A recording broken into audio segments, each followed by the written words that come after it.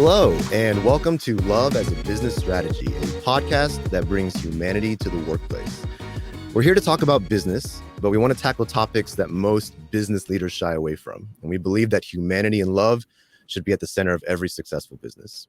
I'm your host, Jeff Ma. I'm a director at Softway, an agency based out of Houston, Texas, that specializes in digital transformation, culture, and branding. Each episode here, we dive into one element of business or strategy and test our theory of love against it. And today, we want to talk about coaching. Of course, on the surface, this is a very important aspect of leadership in business and in general, but we wanted to take a much closer look today and really make a case for love as a coaching strategy. And I got to say, I'm practically shaking with excitement about today's show. So I've invited my good friend and partner in crime, Frank Dana, to help me co-host today and make sure I hold it together. Frank, how excited are you? On a scale of 1 to 10, Jeff? Sure. 50. I'm right there with you, bud. It's crazy. I'm like fanboying. I'm fanboy. I can't even anyway. So the reason we're so excited is because we're about to have the pleasure of speaking with two very special guests. And what better way to talk about coaching than to speak to those who have practiced and experienced it at the highest possible level. So I'm going to jump into these intros. So I'm so excited. First, I'm joined by Jane Figueiredo. Jane is an Olympic and world champion medal winning diving coach. Across 4 athletes, she's coached for 6 Olympic medals. As an Olympic diver herself, she represented Portugal in the 1984 Olympics in Los Angeles. She's also a legend as a collegiate coach at the University of Houston with 12 consecutive Conference Diving Coach of the Year honors and 4 NCAA Diving Coach of the Year awards. In total, her divers won 8 NCAA titles and 51 All-American honors.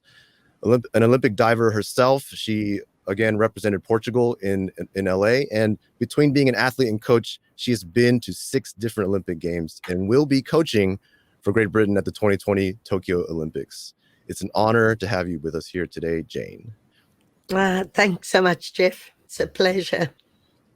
And I want to go ahead and introduce my second guest as well, someone you know very well, Jane, because you coached her, Yulia Pacolina. Hailing from Russia, Yulia is an Olympic champion diver. As a student athlete at the University of Houston, Yulia was named NCAA Diver of the Year twice, winning 64 of the 66 diving events she entered with 5 NCAA national championships. As an Olympic athlete, she's won 5 medals across 3 Olympic Games, including a gold in the 3-meter synchronized event at the 2000 Sydney Games.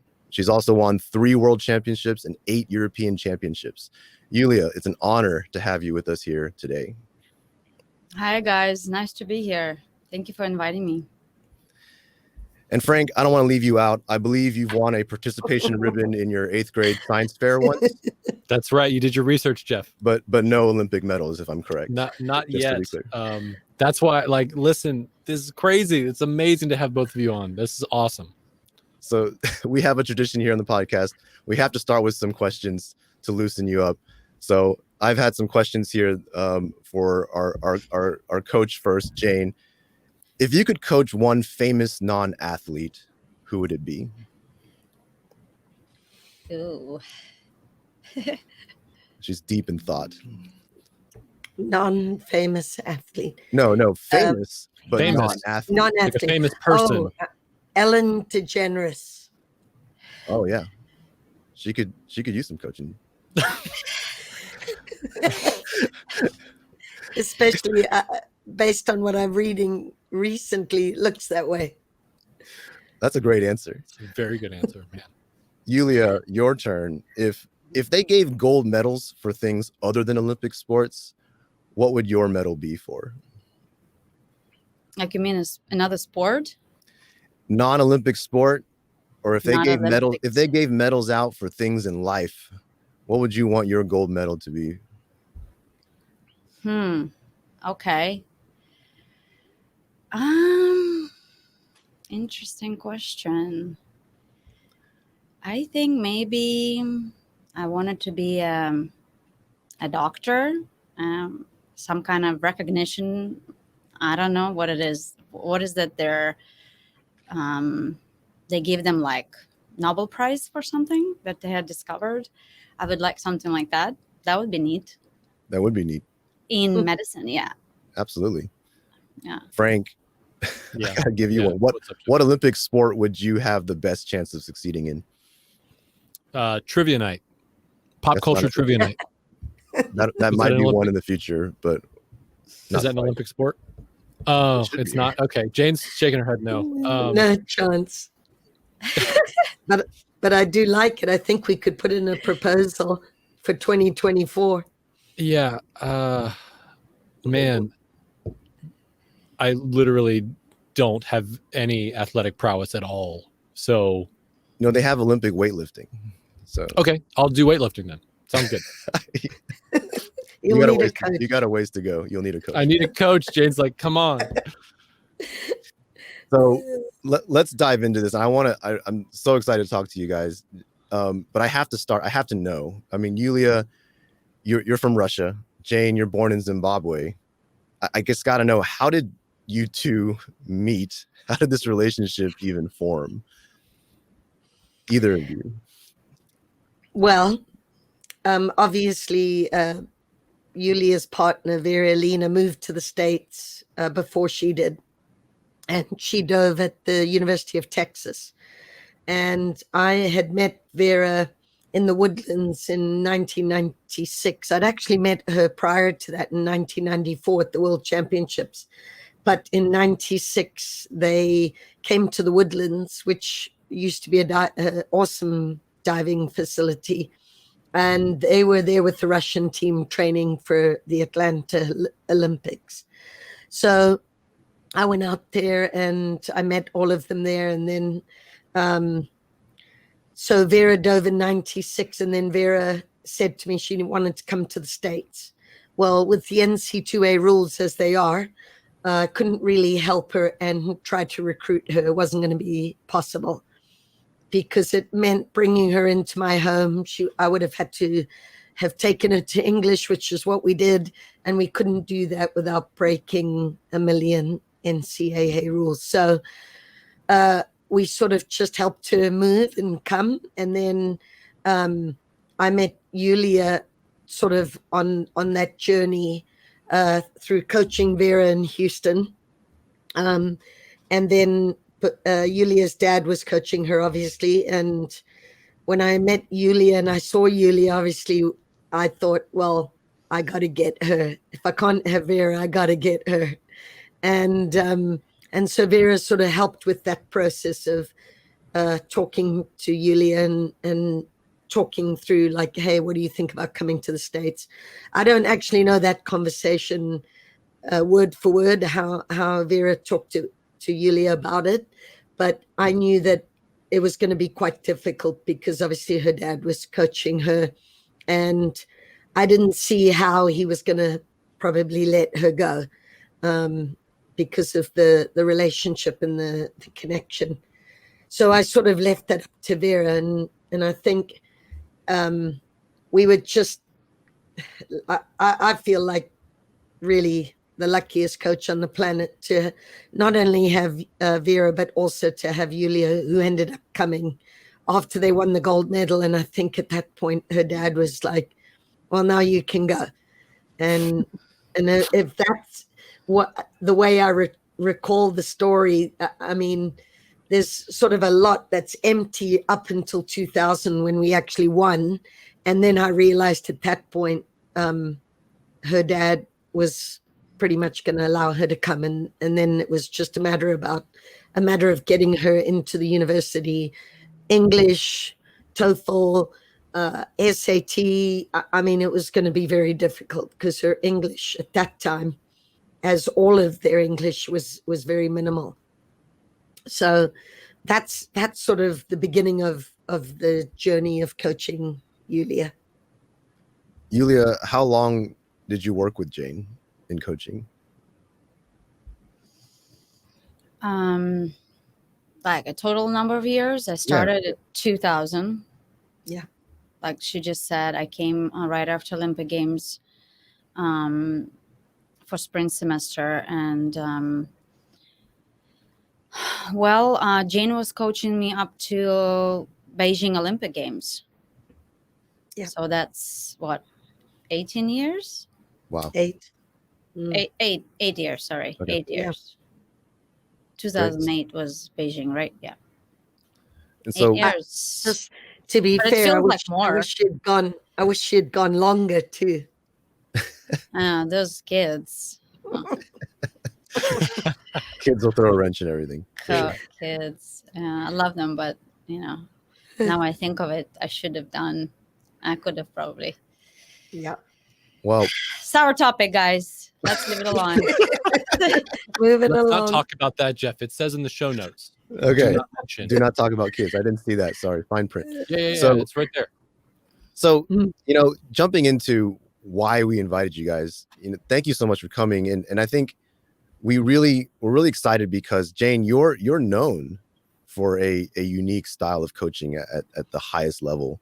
And we wanted to get the perspectives of your coaching philosophy and style, as well as having Yulia here, who's someone who's experienced it at that level, and get you guys to kind of share that journey and that story to help listeners understand what coaching could look like, at a level that a lot of us don't get to. We don't have insights into this world. And so I'm really excited. And Jane, I'll start with you. Could you talk a little bit about your philosophy around coaching and what it means to you?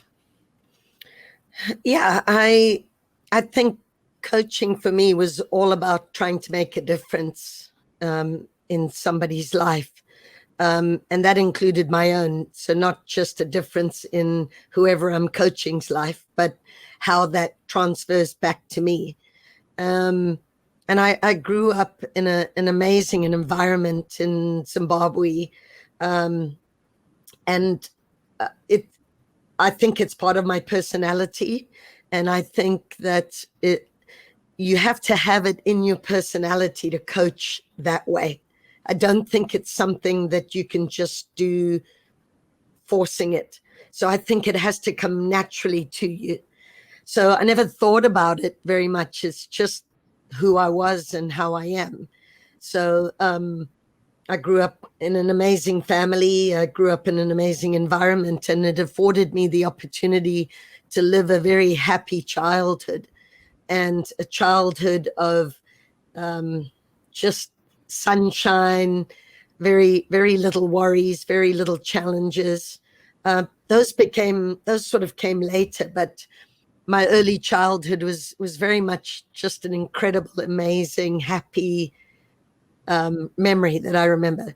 So coaching for me is a natural thing. It's a natural way of sending out good vibes and making people feel happy and comfortable, just like I always felt.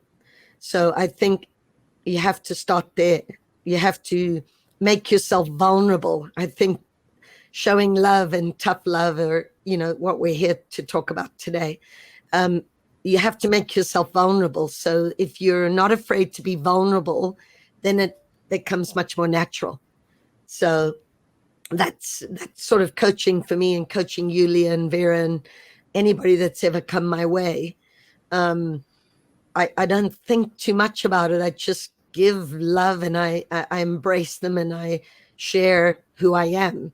Sometimes to a fault, because it exposes me sometimes. And my divers, I've had amazing divers. I've been very, very lucky. There's been a couple of divers in my life who didn't quite fit with me, and that's just part of life. Not everybody's going to love your way. Not everybody's going to think that you have the best intentions. But I think if you can come from a place of no agenda, and you're on this journey together, and let's just expose it all so that we can just make it a great journey. So that's pretty much my philosophy, is just not holding back. I don't want to have any regrets. So I'm going to expose myself. I'm going to show it all. And if I get hurt along the way, then I just manage that as it comes. Awesome. Yulia, what stands out to you about Jane from a coaching perspective? Like, what makes her unique for you? Just about everything. I think I was really fortunate for Jane to coach me. I don't know, like, she gave me a nickname, right, in college, that I had a nickname, Boo Boo. And she like, she was just talking about it. She had to be different with me. She said she had to be more strict with me because she knew I could take it. She had to expose herself from different angles, and I was one of the divers who really reciprocated to that. Like, Jane shows so much of, like, a love to her job. First of all, I really admire her for how much she works. She, like, I've never seen a female coach who is so determined. She's just always so dynamic. She always learning. It's like, Jane, when are you going to stop? And it gives a lot of energy to her divers. She, there's a phrase, she walks to talk, right? She shows by example how we should treat each other, how we should treat the job that we're doing. And it was literally a job for us, whether it was college or it was professional athletics. I haven't seen a lot of coaches who are willing to be so transparent with their athletes. And diving with her, like, she coached me individually in college, and apart from that for Olympics and World Championships. But mainly our greatest achievement was in synchronized diving. And at that point, it's not an individual performance. It's, you get exposed as a union. It's, Jane is not somebody who would come and she would single you out, and she'll be, and by the way, I really appreciated the way that she never singled me out or my partner saying, this is your fault. That it was never a case. It was always, okay, this is what we did wrong, this is what we're going to do about it. It's always about moving forward, what we're going to do about what we did wrong, and how we're going to get there. What we want to get gold medal. I mean, that's clear, right? We want to win. So we just have to be as passionate and energetic like she is. And not everybody does that. Just, I don't know. People just lazy. Jane is not a lazy coach. That's how it is. I wanted to say, like, last year I got a chance to meet Jane in person, and I got a chance to see some of your divers practicing, right, in London. And kind of one of the most amazing experiences ever. It was great to meet everyone and great to meet you personally. And afterwards, we went out to brunch. And what was interesting is that your divers came and had brunch also. Like, they wanted to spend time with you after they had just been coached by you in the pool. Either that, or they wanted a free lunch, or they wanted free food. We don't know yet what it was, but I do know that in that conversation, like, even during the breakfast, it was dynamic, it was energetic, like Yulia was mentioning. We were having conversations, they were adding things, you were talking back and forth. There was this relationship that I had seen. And when I see coaches in movies and TV shows, I see the whistle in the mouth, screaming at someone, and then the people wanting nothing to do with that person, even if there was free food involved. And so I saw something different in just spending those few hours with you. And, to hear someone who's an Olympic champion talk about that actually gave her the energy to compete at the level she was competing at, speaks a lot to the way that coaching differs and the different types of coaching experiences that people have seen. Well, Jane is a tough coach. Don't take me wrong. She coached me like I didn't see her coaching others. And I asked a question. I even asked Jane. I think I asked you. I said, "Yeah, why are you talking to me like that, especially before the meet? You don't coach, this, that girl or this guy like that." And she's like, "Well, because I know you can take it, and this is what works for you, and this is what this is what makes her a great leader in the union that we have in the pool, that she's the boss. She dictates the weather, and sometimes she comes in the pool and we're like, oh, Jen is in a bad mood. We better get our stuff together, mainly. So yeah, I mean, and I tried when I was coaching, I tried to implement similar strategies how Jane was coaching me. I always, before even talking to my divers, I would think, okay, how would Jane would say it? How would she react to this? But it's hard, like she said, she's natural at this and she's great at that. And I had many failures implementing the same style. Like, tough love is what she knows how to do. I mean, I thought that Jane would be a great candidate for this podcast, because I just know, I was like, I felt it. I've lived tough love in what we've been doing, and Jane was the one who was doing it. And before that, I never even thought of that. It's in athletics. Athletics is a business world, right? And it is very natural to be transparent, but yet not everybody does it, because they're scared to be vulnerable, like Jane said. And and sooner or later it'll burst in a problem of some kind. And if you don't talk about it, if you don't work things out, it's hard. Like I said, it was very hard for me to implement the same strategy like Jane did as I was coaching. And so, I'm hoping that I'll be learning more when Jane comes to Houston eventually. If she does. You both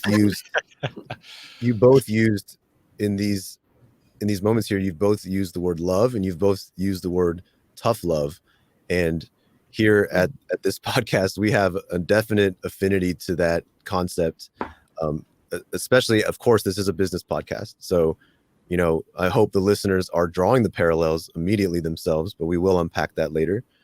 But tough love is something I want to kind of get your more detailed perspectives on here, because in business and in athletics, there's this toughness needed to achieve the highest level. You have to be strict, if you will, to some extent, and disciplined, right? And in business, love and the toughness are almost considered opposite ends. If you're a tough leader, or you can't easily show love, and vice versa. If you're loving, you're soft. So Jane, how do you tread that dynamic? How do you deal with that?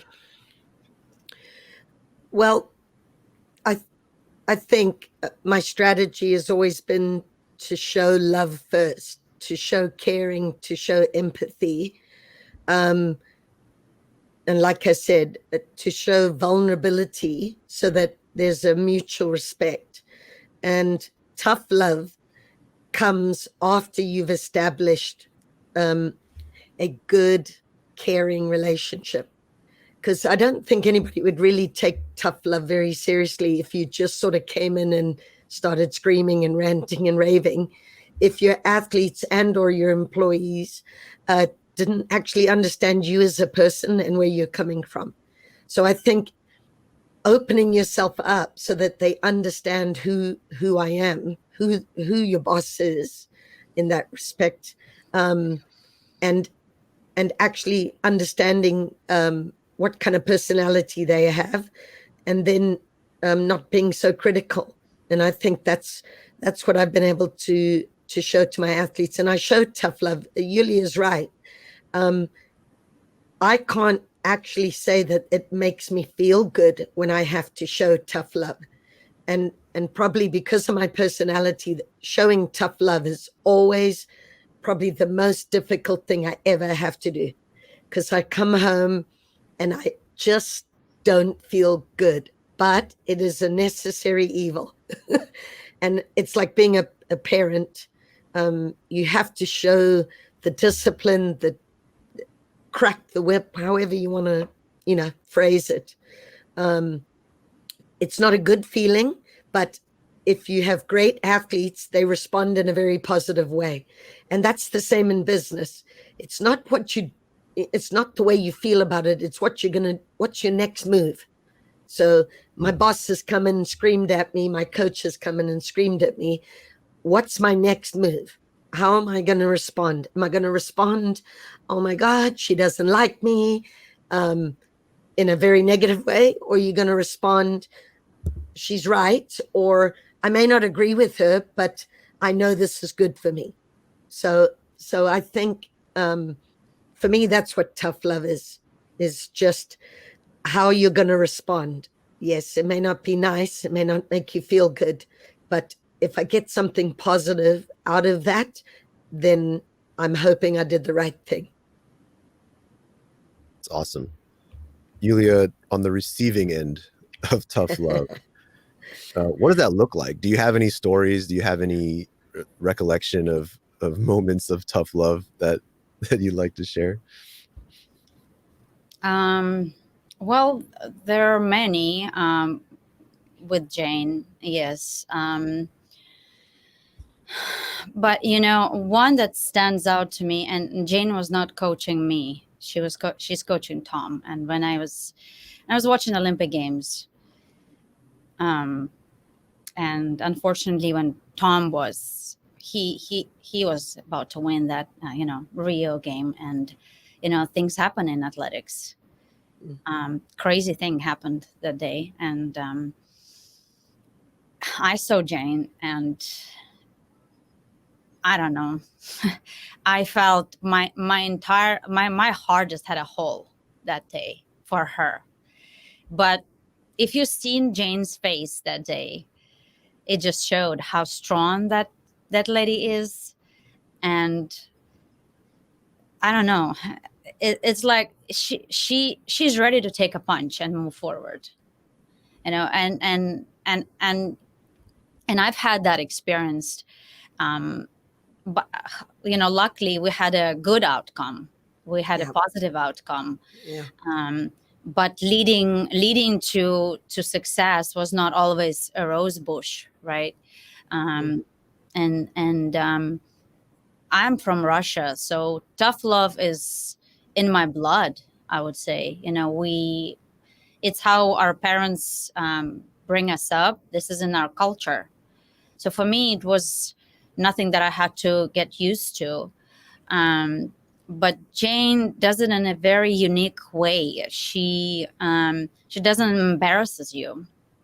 Most of the time people, they come and they embarrass you. They make you feel guilty.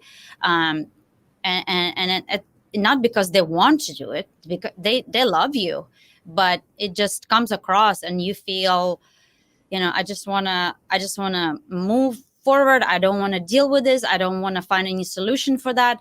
Well, Jane does not do it that way. She does it in a way that, okay, well, we're going to get through it. We're going to find a way how to deal with that. And we just have to work harder. Like they say, if you're resting, others are working. So you have to keep working. You just have to be very determined and passionate about what you do. And Jane, when she started coaching me, she wasn't after necessarily my performance. She wasn't after how many medals I'm going to bring to the University of Houston. She had to shape my attitude and my character to feel like I'm a part of the team, that it, and she did it so I feel that I'm inclusive, so I don't stand alone and I don't feel like I'm a superstar just coming winning, a medal. She made sure that I respect people who I work with. She made sure I had fun. And, you kind of like switch off at this point. You're like, okay, well, I actually can enjoy tough love. I can take that and transform it and put it into what I'm doing. I can take that energy. I can take a punch, but that's all for a good reason. That's all for winning. In athletics, it's very normal to take a punch, swallow that bitter pill, because you know what's the stake. And Jane is there all the way with you. Not everybody does that. She's she's there for you 24/7, especially when you're coming as a foreign athlete, to the country that you don't know any about. She's always there for you, and it wasn't just for me. This is what she did for many athletes. That's how I received it. Yeah, I'd like to bring up that exact statement that Buba just said, because I'll tell you just a quick story. A Russian journalist interviewed me last year after the World Championships. I can't remember when we did this interview. And one of her questions was, you and Buba was right, it's a cultural thing. She said, usually an athlete that fails so badly at something like the Olympic Games, the coach and the athlete split. And I thought that was very interesting, because my answer to that question was, well, why would you do that? Why would you abandon each other when you really need each other the most? And I can't speak for Tom, because there were many things that contributed to that unfortunate performance. And we all took blame for that, all of us, because that's the quality of a great leader and a great coach. Is it's not the athlete's fault, it's everybody's fault. But I thought that was interesting, that she asked me that question. In a Russian culture, that would have been, well, I'm going somewhere else, which I don't necessarily agree with. And I said, well, I can't speak for Tom. I don't know what he thought. I don't know if he was interested in just kicking me to the curb. But I had no thoughts of ever leaving him. In fact, I was going to leave Great Britain after that Olympics, because that was what I was asked to do. And I stayed another 4 years, 5 now, because I couldn't leave under those circumstances. That would be a regret that you would have the rest of your life. So a leader cannot leave under such circumstances. It's not possible. At least in my nature, it's not. Maybe other people walk away and they go, well, I'm not going to be able to come back from that. But I think oh my God, I would do myself such a disservice to walk away and leave him sort of hanging. So I appreciate what Buba said. And well, I leave that moment through with you. I would, if you have a failure like that, a single dive, if you miss a dive, you just don't want to come up. You just want to stay in the bottom of the pool, literally, because all that work, 4 years, just that 4 years, but forget about all the previous years that you've done, right? And just that single moment destroys everything what you've done. And for me, it was the hardest to feel that I let my coach down. And I can't imagine what Tom might have felt, but we all know he's a great athlete and a person. But for a coach, it's such a void. It's like your life had come to a stall at that point. And to be able to come back and bring that person back and give them strength and encouragement to move forward, this is hard, very, very hard. And that's what Jane is good. She's probably I don't know anybody else with so much of love for her athletes. And there's no other words. If you don't love that person, if you don't feel him, and if you don't read into him so much, you can't lead him to a great success. That's amazing. This is just for our listeners, just in case, because I realize I know exactly what you guys are talking about. But could you guys give some context when you guys say Tom in that incident, just so the listeners, can you tell that story just briefly? Yeah. So as Yulia said, Tom came out in the prelim. So he had already won a bronze medal in an event that we weren't sure we were going to win a medal, but that was our goal regardless. So he had already won a bronze medal about 12 days prior. He had trained we were in the best shape we could possibly be at the Olympic Games in Rio. And his individual event was 12 days later. what preceded his individual event was there were a British team that won a gold medal, which was completely unexpected. And Tom, in his nature, sort of saw that, and I think he was ready to go, and he was so fired up. And he came out in the first day of the individual event and scored an Olympic record. I mean, he was just screaming. He was so good. And the problem with that is the next day we had to come back. There was very little time for recovery, so we had to come back very early the next day, and he had to sort of repeat that to go to the finals. So you move from prelim to semi-final to final, like a track event. And the problem was he had just expended everything he had. There was nothing left in the day prior.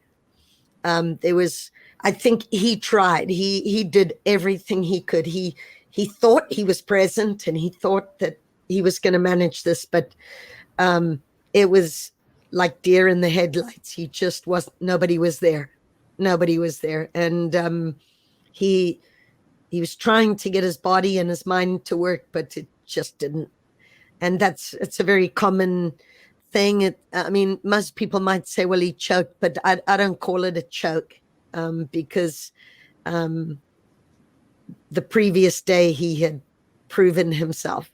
And but again, we learned so much. The reflection on something like that, your greatest sort of unhappiness can actually hopefully become his greatest happiness. And he won the world championship the next year under incredible circumstances. I always say to him that a goat could have coached him that day, because he was just so good. So you went from this the saddest day of our lives probably to the happiest day of our life in 1 year span, where he had everything to prove. So that was the story. So that's what Yulia's referring to. We're all going to have failures, but again, I always believe it's how you respond. You can sit and mope about it and cry about it, but that's 4 years of having a lot of crying and moping. So we might as well just get after it. It sounds, I mean, when we talk about tough love, I think we've been focusing on tough as the way we act, but to others, right? But what I'm hearing is tough in terms of resilience as well. Like we can take a punch, we can get back up, we can do the things that people don't expect us to do, because that much care that we have for the people around us gives us that resilience. It gives us that toughness to care for them and say, I'm not going to quit on you because of this particular moment. I'm not going to quit on us because of a failure, right? So that's a very interesting way to kind of spin the idea of tough love as well. It's not just about you being tough to someone. It's also, when things get hard, are you there to support each other?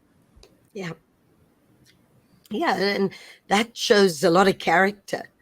That actually shows you who the athlete is, or who the employee is. You've got to be able to rebound. You've got to be able to get back up and keep slogging away. And all of those kind of traits, he's going to be able to use those, as Yulia does, in every day of their lives, moving forward. And that's the great thing about coaching, whether it's coaching in a business or coaching in the swimming pool. You have to teach life skills, because those are the things they're going to be able to use later on. Yeah. Yulia, you painted a very emotional picture for me earlier about sitting at the bottom of a pool as you entered the water, knowing that was not a good dive. And when you finally do swim to the edge of the pool and get out, what is Jane being there like? Paint me that picture. What is she saying to you what's happening in that moment there? After a fail dive with a dive? Absolutely. After that bad dive. She didn't have any of those. She's too good. This She is a was too hypothetical. good. Okay. Yeah. Maybe not hypothetical, but I mean, My heart is racing right now, guys. You literally put me in a spot right now. Good. Love it. You Or know, simply put, what does it mean to have Jane there for you? Or what does it mean? What does it look like when you come out of that failure?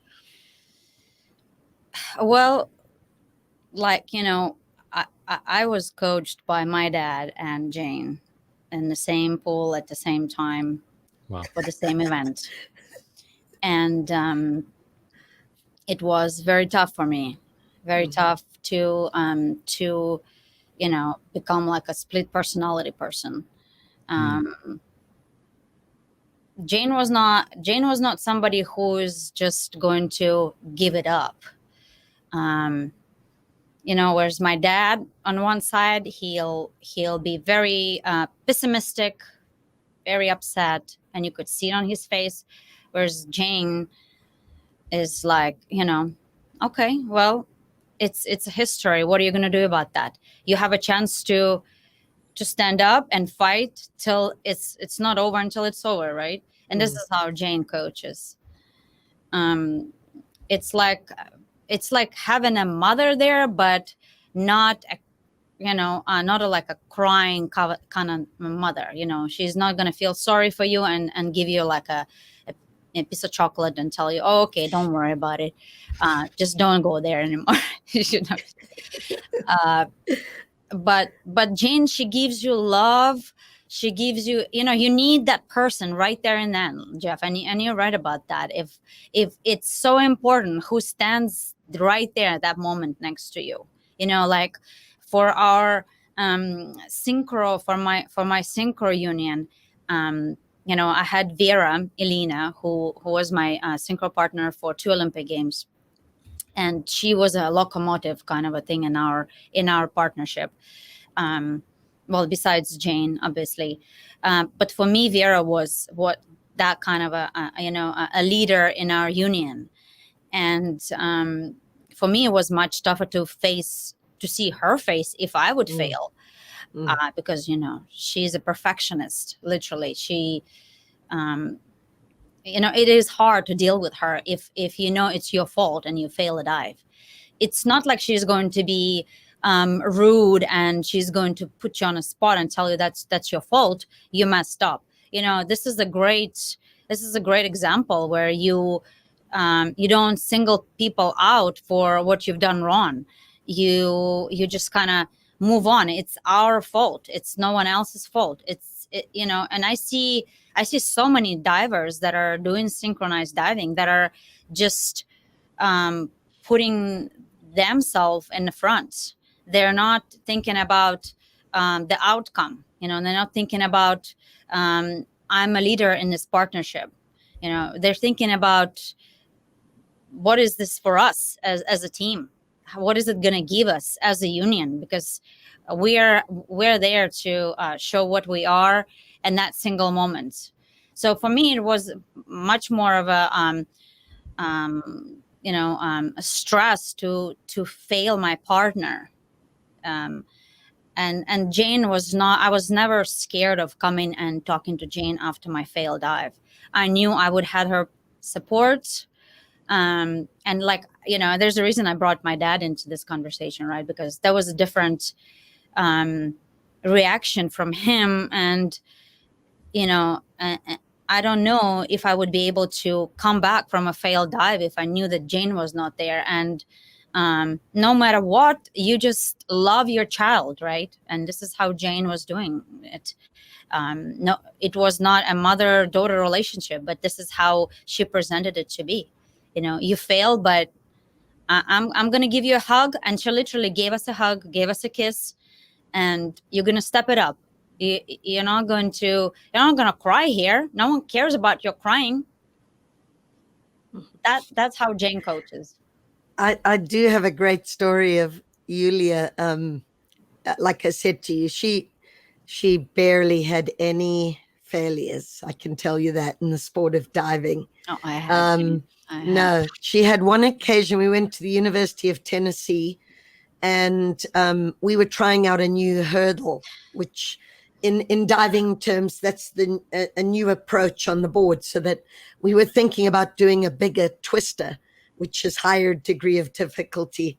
So we were trying out this new hurdle, and it was going great until we entered the competition. We went to the University of Tennessee for a dual meet, and she got on the board, and this hurdle, because she'd never done it in competition before, and she got quite, the adrenaline is pumping, and this hurdle, if you get too much adrenaline, it can go anywhere. You could be in the middle of the pool, on the side of the pool deck, you could be back on the stairs, you could go anywhere. So of course she got way forward over the board, and she did like a jump into the pool. She was supposed to do a 2.5 somersaults. Gainer. Most of your listeners wouldn't know what a reverse 2.5 is, but there was no chance when you're leaning that far forward that you're now going to be able to go back the way. So she jumped in, and of course, I was kind of laughing, but I knew she was going to be really mad. And she came up, and she was like halfway down the pool. She swam out. She came by me. I was judging, and she said, "I'm done with that hurdle. Never again." And that was it. That was the end of the hurdle. We never did it again. And, that was just, when you ask me has she ever failed, there's only that occasion I can think of. One time. I have a great tough You brought love greatness story. in me, Jane. Yeah. Yulia had a tendency to panic about when the competitions were coming. She never thought she was ready. She would always say to me, "I'm not ready. I'm not going to that competition." And this was, we were heading to Fort Lauderdale the next week. And she came to me on the Friday, and she said, I'm not going.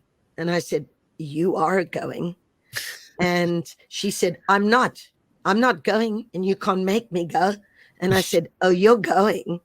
And she said, "Okay, but if I go and I don't do well, it's your fault." And I was like, "Okay, that sounds like a good deal." And that was one of the occasions, tough love, because I was like, "You're going." And I was darned if I was going to change my mind. And so, of course, we go, and she like kills everybody and wins so easily. And I always laugh Not at easily, that story. but I won, but not easily. Okay, it was It a lot of you made it wins. look easy. It's a lot of good things going on in Miami or Fort Lauderdale. You don't want to concentrate on anything other than going to the beach. So it wasn't easy. Yeah, but that was one of those occasions, and there's obviously many others, but that one I remember just clearly because she was telling me, "I am not doing that." And, Yeah. and normally I can't change her mind, normally. But she was going regardless. That actually brings me to a really important question, I think, is like, did you guys always get along? And I know the answer, but did you guys always get along? I'll let Yulia speak, but I think we had one occasion where we had a bit of a spat, but I think that really changed our relationship in a lot of ways. And it was really to do with her synchro partnership, because the girl that Anastasia, we were trying to get her to be Yulia's new synchro partner. And she's a different character. She's very different to Yulia and Vera. And she's an artist. So she was quite laid back. You thought she didn't care, but somebody that doesn't always show it on the outside doesn't always mean they don't care. And we fell out because Anastasia wasn't diving well, and she wasn't doing the training.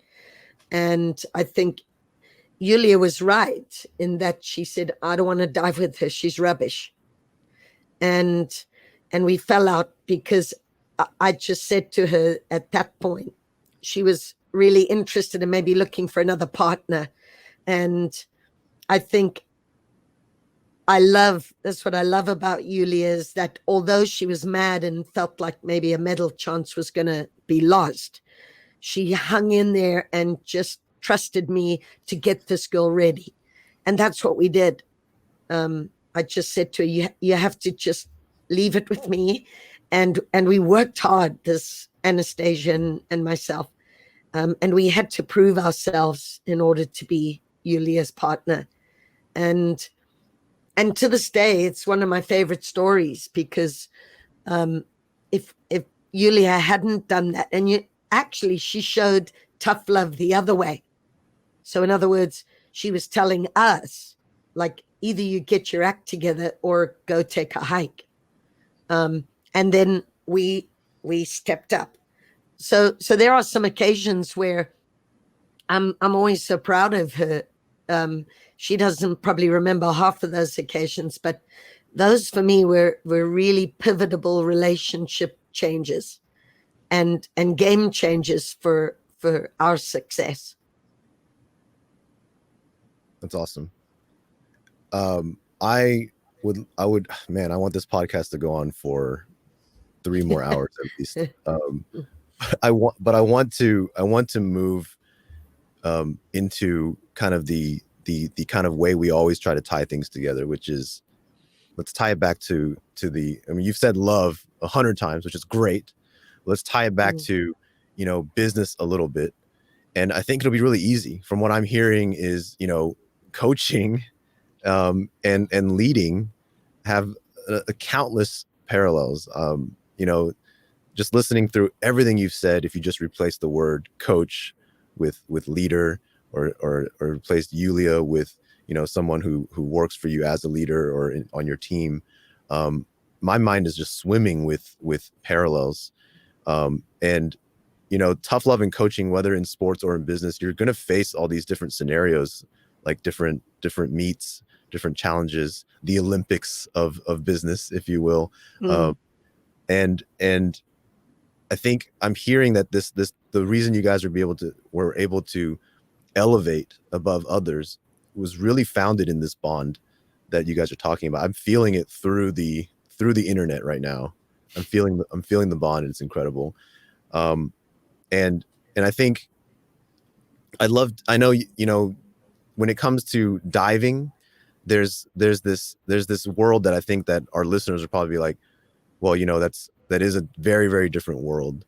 But what other parallels, I guess, what are the parallels between, I guess, athletics and coaching in athletics and business, would you say are applicable here? Well, like I've mentioned to you guys before, I think since I've been in London, I've been doing much more of a leadership role. Whereas in Houston, like I said, being an NCAA coach, you're sort of just a follower. So my leadership skills have really developed over the last 6.5 years. And I think we are running a business, so there's a lot of parallels in that respect. It's high performance. There's a lot of money involved here, a lot of money at stake. The British government, UK Sport, provide funding. I think we probably have a big budget of about 6.5 million. So we're running a business. We're not just playing coach and athlete. So there's accountability, there's dedication, there's commitment, there's slogging, there's like Yulia mentioned earlier, we have a lot of fun, but I think I have a lot more fun when we're doing well. And I think because Yulia and Vera were so successful, it always seemed like it was fun, even though we were working really, really hard. Mm-hmm. But yeah, I think, we'll see what happens after my coaching career is over. But I think leadership is about communication. And in businesses, if you don't have a good communication style and you don't talk to your employees, I think it's going to be very difficult to have buy-in. And so those things are what I think are the most parallel. I feel like in business, a lot of times, I kept going back to that story that you painted for me, Yulia, because in business, sometimes it feels like as employees, we might be in the bottom of the pool, not wanting to get out, and we swim to the edge and there's nobody there. In business, it's so much easier to be a leader that's not there. If you think about it, it's easy to just manage a team. But what I'm hearing is when you lead a team, you have to be there. You have to, you can't be looking the other way. You're watching intently what's happening, and you're empathizing with what the athlete's going through or what the employee's going through. And that's something I'm taking away personally right now to make sure that I can apply that, because that's really powerful what Yulia is able to say about her experience and her growth through that. Are we doing Jeff, in sports, like dangerous sports like diving, if you don't trust the person who is coaching you, right? I mean, you're going to end up on, with head on the board or whatever. Athletes I not always know what I did wrong. I mean, most of the time I don't know. I need either a coach to comment on what I did wrong, or a TiVo to look back and see what I have done wrong. Because, when we get out of the pool, we have a system that replays the dives for us, so we can look what we did wrong. But when you're growing up and you're becoming someone, you're entrusting your life in that person. And this is what, my father was that person for me for so many years. And then when I started working with Jane, that was like I said, just take my whole body and my whole soul and just mold me into what you think I should be, because you have all the experience. You know what you have to do with me.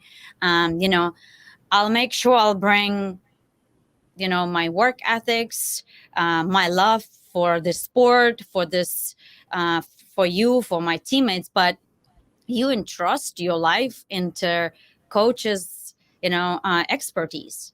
You have no choice in sports like gymnastics, like diving. There's no like, the coach doesn't like me today, he screams and or she screams and she's gonna put me through trouble today. Well, there's nothing like that going on ever between a coach and an athlete in sports like diving, for example. And it should be absolute priority for any coach. And this is how it was for me. If I didn't feel like I'm ready for a dive, or for certain move, a new step that you haven't experienced, have no little experience, and you turn to your coach and you ask her, Jane, do you think I'm ready? Do you think I'm going to be able? And she, you trust that person to lead you through what you're doing. You have to have that trust. If you don't have that transparency and trust, things are not going to go move anywhere from my standpoint of view. At least this is how we felt. This is what I've experienced. That's great.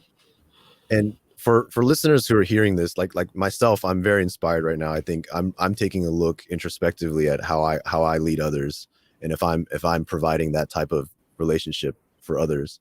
But can you guys talk a little bit about when you guys first got started, right? Like, I think if people are hearing this for the first time and they want to go apply it, and you don't have to talk about business, you can talk about it in your experience in diving. When you guys first connected, I'm assuming it wasn't like love at first practice or whatever, right? It wasn't just like you guys instantly connected. Jane, you earlier said you have to start with love.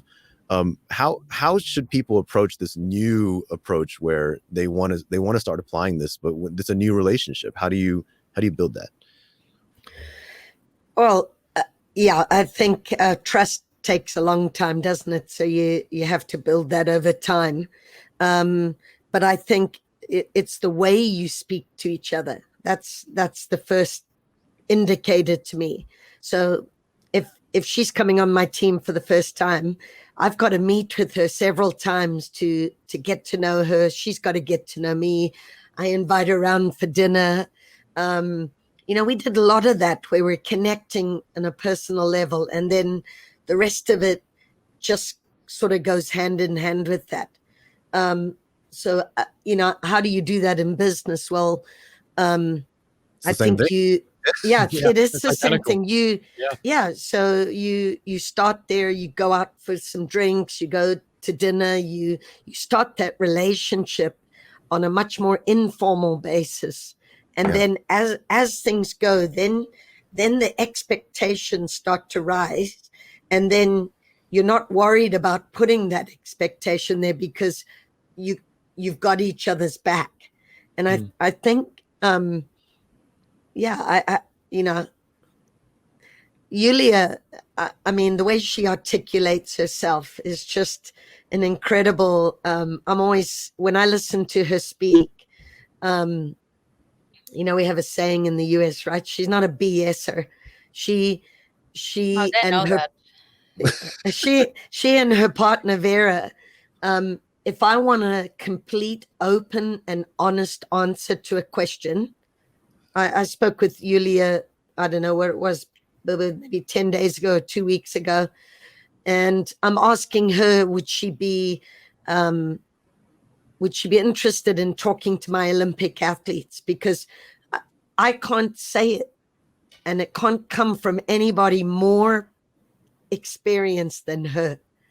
And some of them have never been to the Olympics. And then you have Tom and Grace, who have. And I'm looking for that extra little thing that's going to make all the difference in the world. And I think it is conversations that they can have with somebody like Yulia. And trust me, why am I asking her? Because she's going to give it straight. And they either need to be able to manage that or they're not going to manage that. But they know what's coming because they know of her tenacity. They know that she's not going to BS. And that's why I ask somebody like her, do you think would you and Vera mind talking to my synchro pair from Great Britain? Because I feel like that's what we need, that like, that just connection and this drive and this passion to do whatever it takes. And that's what they had. And, I always say it was easy for me because they already came with a lot of qualities that I didn't have to teach. They already came like a ready-made package. All I had to do was just do the last little 10%, which was tweaking, working on details, connecting with the mind, showing love and showing how much we care about each other so that the journey was going to be easier and it's going to be solid. And the win was like a bonus. Wow. It was a big bonus. I feel like there's so much that we can unpack with this conversation. But what I'm also hearing is the importance of a coach, the importance of a leader, seeing someone's capability and not making who they're out to be from their previous mistake and from a failure. If that person sees themselves, that employee sees themselves as a failure in a moment, it's a leader's opportunity to say, I know you're capable of more. I know you're capable of better because I saw you do it last week. I saw you do it yesterday. And bringing that person back up with that relationship, knowing that individual is capable of doing it, right? I'm hearing you say that, Jane. And you have this Rolodex of knowledge of all of the previous wins that someone has. So don't let this one thing stop you, right? Don't let this one moment stop you and hold you back. Here's the feedback you need to apply. Let's get better and try again, right? And I think that's so timely and so relevant for a business audience as well, who are looking at, what can they do to improve? It's first getting to know the people that you're surrounding yourselves with, getting to know the people that you're supposedly leading. And in doing that, you have the opportunity to prove to them that they're better, that they can be better and do better, even beyond what they think they're capable of, right? And so that to me is very inspiring.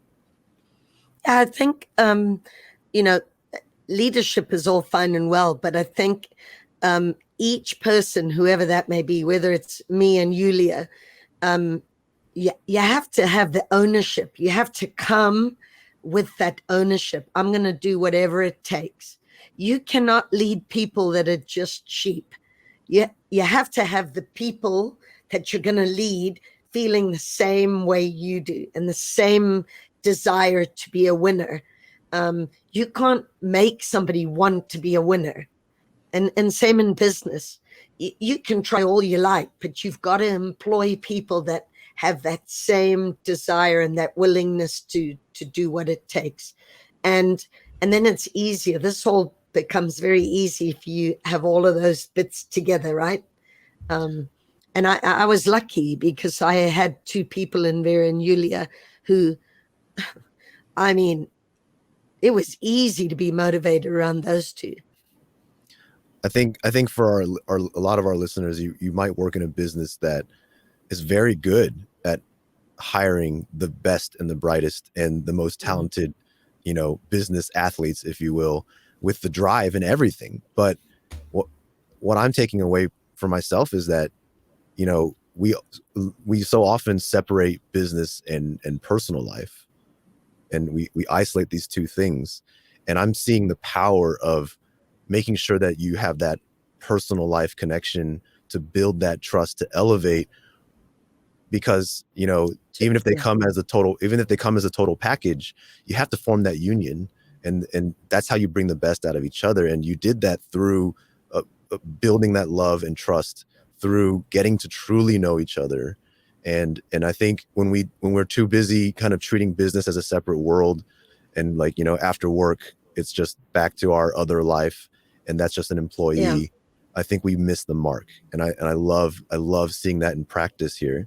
That's incredible. Yeah, absolutely. So, I mean, again, I'm stalling because I really, I would love to talk about this for the rest of this week, to be honest. But this was an amazing conversation. I want to thank Jane and Yulia for joining us. You guys have been a real pleasure, and I hope to get you guys back on this to talk about other things. But thank you so much for joining us. And for the audience, we're going to be posting new episodes of Love as a Business Strategy every Tuesday. And if there's a business topic you'd like to cover, if there's people you'd like us to talk to, or any other feedback, you can find us at softway.com/LAABS, also in your show notes. And if you like what you heard today, please leave us a review and subscribe on Apple. It would mean a lot. And once again, thank you guys so much. This was amazing, and we will talk again soon. Thank you all so much for having us.